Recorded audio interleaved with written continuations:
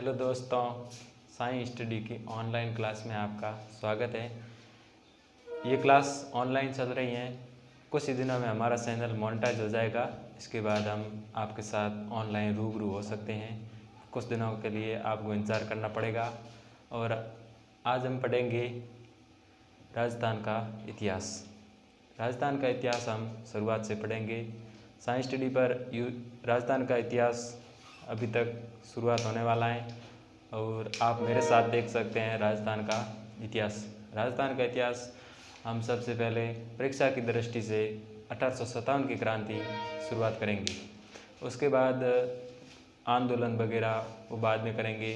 पहले हम करेंगे राजस्थान का इतिहास में 1857 की क्रांति, जो कि राजस्थान की परीक्षाओं या यूपीएससी आरएएस की परीक्षाओं में महत्वपूर्ण है, इसलिए हम इसको सबसे पहले कराने जा रहे हैं। 1857 की क्रांति की शुरुआत आप देखिए मेरे साथ।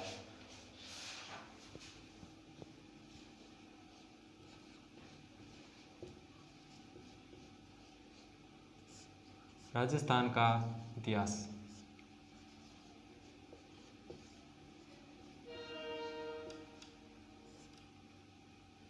शुरुआत से पढ़ेंगे 1857 की क्रांति से। तो दोस्तों हम शुरुआत करते हैं 1857 की क्रांति। 1857 की क्रांति के पीछे अनेक कारण हैं और अनेक ऐसी घटनाएं घटित होती हैं जिसके कारण 1857 की क्रांति की शुरुआत होती है। 1857 की क्रांति करने वाले किसान, मध्यम वर्ग, अन्य पिछड़ा वर्ग ही लोग थे, क्योंकि ये लोग बहुत ही गरीब और 2 वक्त की रोटी उनको टाइम पर नहीं मिलने के कारण, ये बहुत अधिक कार्य में दबे होने के कारण 1857 की क्रांति किसानों के द्वारा या मध्यम अन्य पिछड़ा वर्ग लोगों के द्वारा की गई।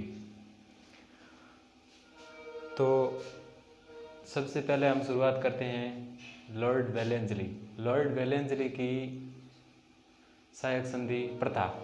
लॉर्ड वेलेंसली ने सर्वप्रथम भारत में सहायक संधि प्रथा चलाई और सहायक संधि प्रथा के अंतर्गत भारत के देशी राज्यों या रियासत को विलय करना शुरू किया और उसके ऊपर अपना शासन या अंग्रेज़ों ने अपना अधिकार करना शुरू किया और बाद में उस देशी राज्य या रियासत को अपने अधीन करने या उसके ऊपर अंग्रेज़ों का अधिकार करना शुरू कर दिया और किसानों के ऊपर बहुत अधिक या अत्यधिक कर लगाना शुरू कर दिया, जिसके बाद 1857 की क्रांति का शुरुआत हुई।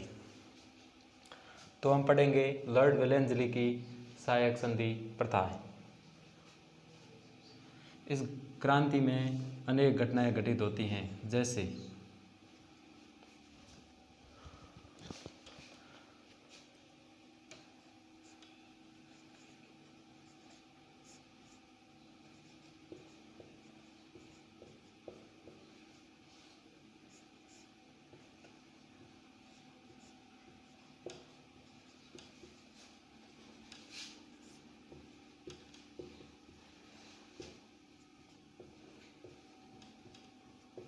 लॉर्ड वेलेंसली की सहायक संधि प्रथा। ये प्रथा की शुरुआत 1798 ईस्वी में शुरू हुई थी। इसके अंतर्गत लॉर्ड वेलेंसली ने देशी राजाओं को अपने विलय करना शुरू कर दिया या उसके ऊपर अधिकार करना शुरू कर दिया। इसकी शुरुआत 1798 ईस्वी में हुई और इसके अंतर्गत भारत की प्रथम रियासत जो विलय किया, इस संधि के अंतर्गत भारत की वह रियासत जिसने विलय किया वह थी हैदराबाद।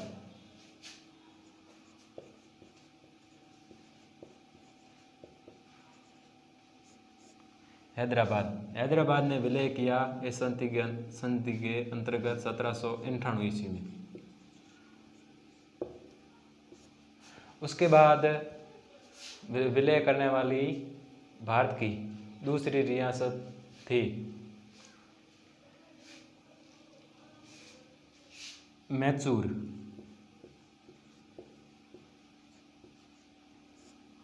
मैसूर इस संधि के अंतर्गत विलय करने वाली भारत की दूसरी रियासत थी, जिसने 1799 ईस्वी में इस संधि के अंतर्गत विलय कर लिया।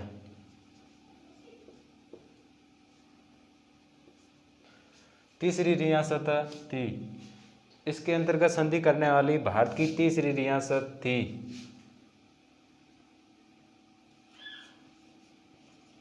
अवध। अवध ने विलय किया 1801 में।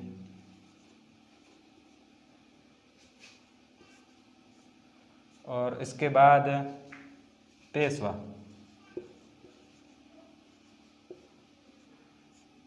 जिसने विलय किया इस संधि के अंतर्गत 1802 में। और इसके बाद भारत की जो रियासत इस संधि के अंतर्गत विलय करने वाली जो रियासत हैं वो हैं भोंसले और सिंधिया। भोंसले और सिंधिया।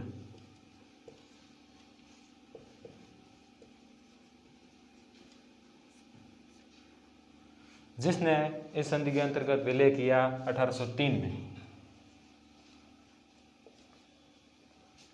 1803 ईस्वी में।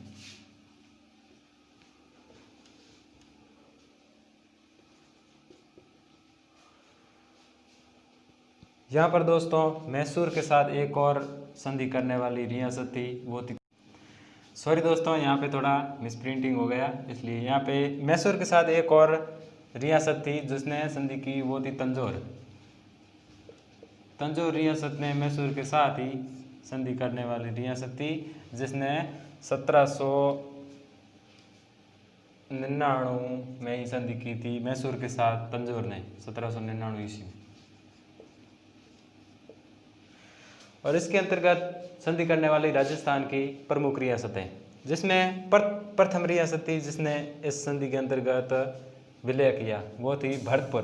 भरतपुर ने संधि की थी 1803 में, जिसके शासक थे रणजीत सिंह। राजस्थान की प्रथम रियासत।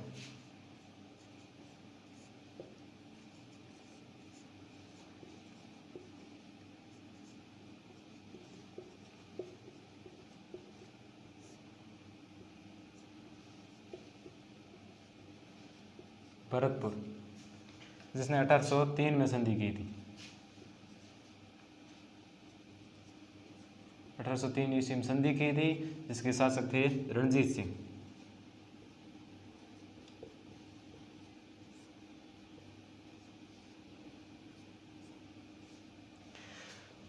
इस संधि के अंतर्गत राजस्थान की द्वितीय रियासत, जिसने राजस्थान की दूसरी रियासत, जिसने इस संधि के अंतर्गत राजस्थान की दूसरी रियासत जिसने विलय किया, वो थी भरतपुर, अलवर।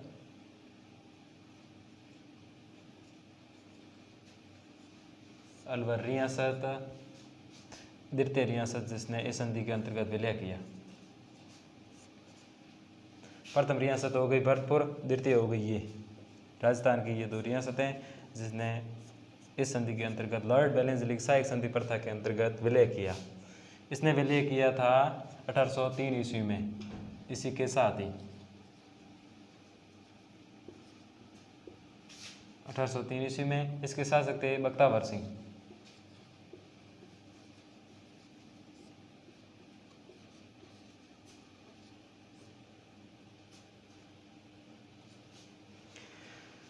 बख्तावर सिंह जिसके शासक थे लॉर्ड वेलेंसली के समकालीन बख्तावर सिंह थे, जिसने 1803 ईस्वी में लॉर्ड वेलेंसली की सहायक संधि प्रथा के अंतर्गत विलय किया। आगे बात करेंगे लॉर्ड वेलेंसली सहायक संधि प्रथा की प्रमुख शर्तें। लॉर्ड वेलेंसली सहायक संधि की प्रमुख शर्तें कुछ इस प्रकार हैं।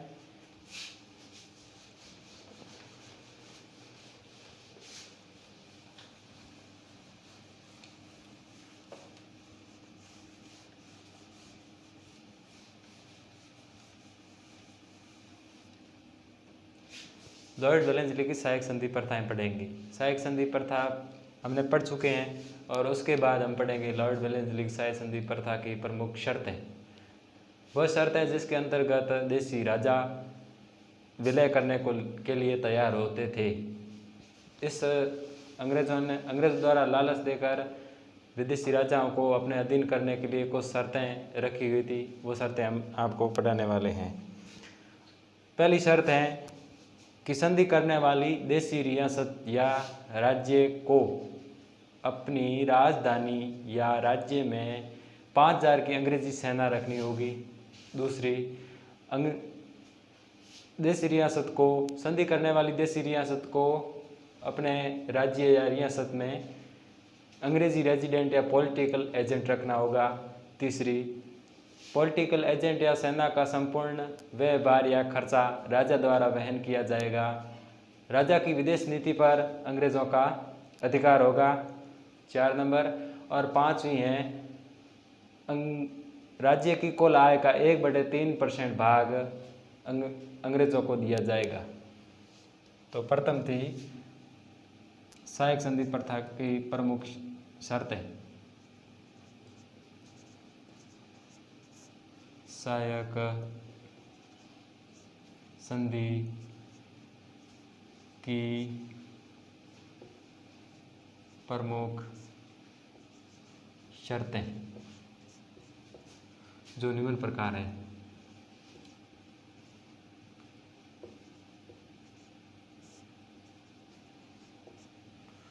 प्रथम शर्त कुछ इस प्रकार है, संधि करने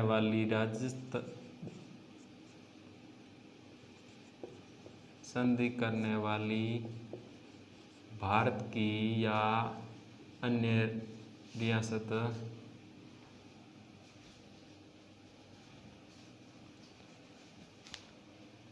वाली रियासत या राज्य को अपने रियासत में 5000 की अंग्रेजी सेना रखनी होगी।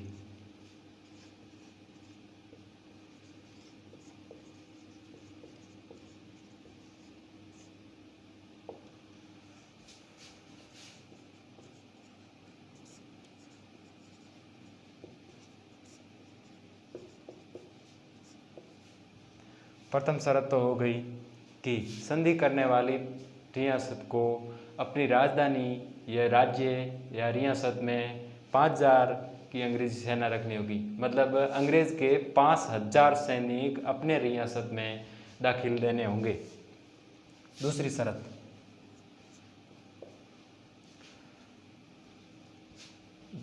संधि करने वाले शासक को अंग्रेज़ों द्वारा अंग्रेजी रेजिडेंट या पॉलिटिकल एजेंट रखना होगा। देशी रियासत को अपने दरबार में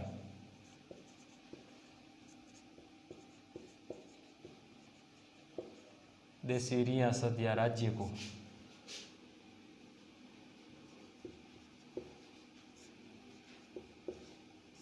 देशी रियासत या राज्य को जो संधि कर रहे हैं उसके अंतर्गत उसके दरबार में, मतलब राजाओं का दरबार होता है, उसके राजा बैठते हैं बीच में और 20 कतार में बैठते हैं वो सामंत, और उस दरबार में एक अंग्रेज़ों का रेजिडेंट या पॉलिटिकल एजेंट रखना होगा।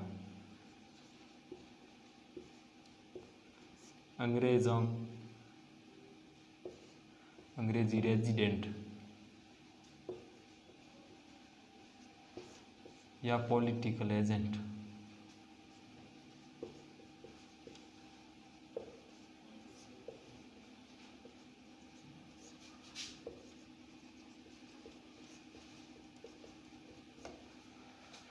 संधि करने वाली देशी रियासत या राज्य को दरबार में एक पॉलिटिकल एजेंट रखना होगा।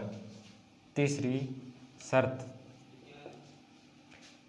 शर्त है अंग्रेजी सेना व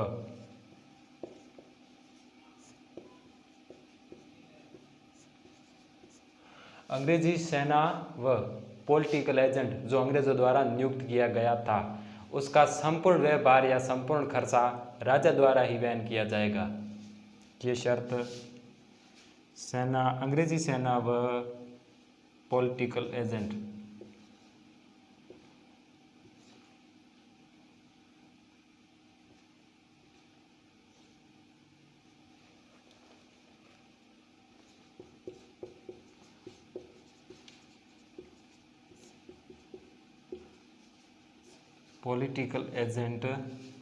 का संपूर्ण खर्चा या व्यवहार राजा या शासक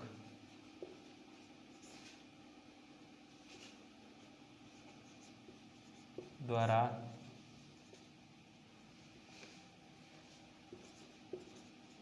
वहन किया जाएगा।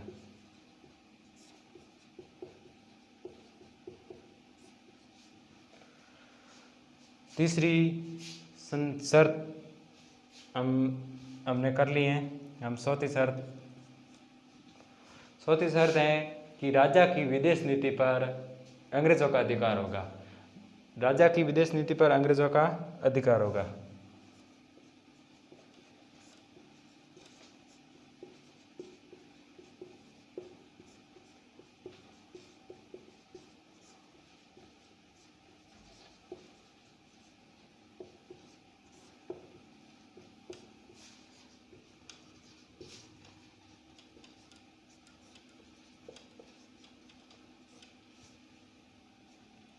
राजा की विदेश नीति पर अंग्रेजों का अधिकार होगा। और 4 शर्तें ये हो गई हैं। और पांचवी शर्त है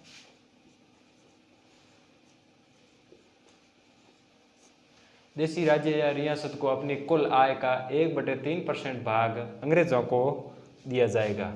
ये 5वीं शर्त थी।